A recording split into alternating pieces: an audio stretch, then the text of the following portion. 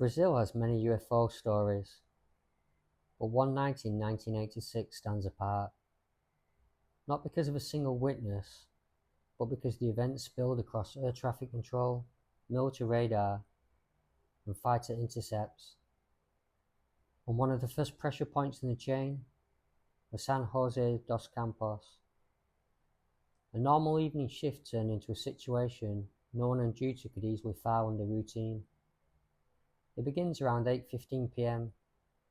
when an air traffic controller at São José dos Campos Airport reported seeing three bright lights hovering in the night sky near the airport area. He watched them shift position and change appearance, described as bright and often reddish, sometimes shifting through other colours. At one stage, accounts say the runway lighting was adjusted, dimmed, then brightened, and the lights appeared to respond by moving closer or farther away. That detail was reported in reconstructions of the night and is treated as part of the live confusion controllers were trying to manage. Not a proof, but an example of how interactive it felt to those watching. Then it spreads beyond a single tower.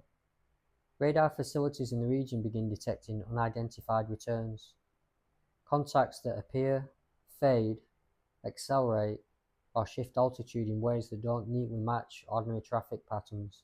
A key detail consistently repeated across summaries of the incident is that not all systems agreed at the same time.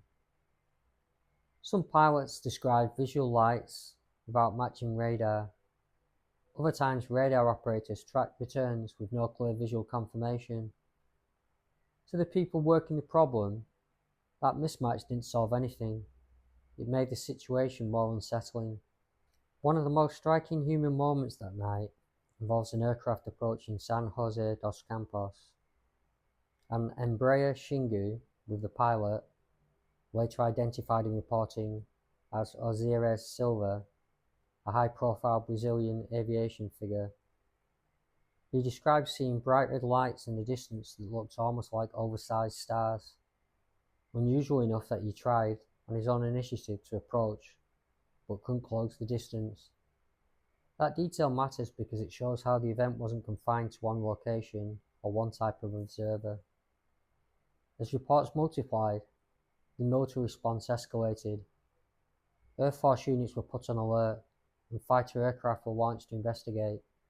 Official summaries commonly state that 5 fighter jets were activated during the night's intercept attempts, with multiple engagements as targets shifted location and altitude. And here's the part people forget. For the pilots, this wasn't a campfire mystery. This was a mission, in darkness, trying to identify something that kept slipping beyond the clean intercept.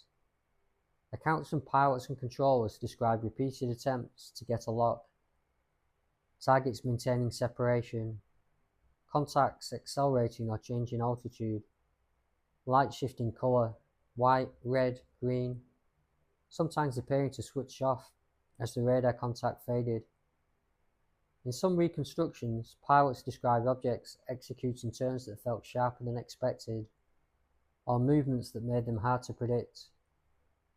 Those specific manoeuvre descriptions vary by witness and later retelling, so they're best treated as reported perceptions from trained observers under pressure, not as measurements carved in stone. A number that appears repeatedly in official storytelling about the event is 21 objects.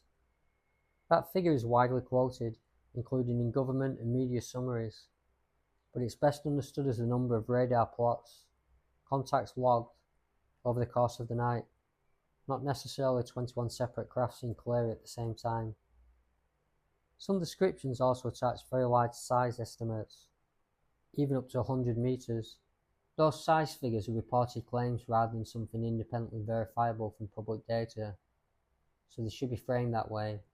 Could complex radar conditions, atmospheric effects, and overlapping air traffic contribute to confusion? Yes, and in any responsible telling, that possibility stays on the table. But what keeps this night alive is that it wasn't one shaky story. It was an entire system reacting.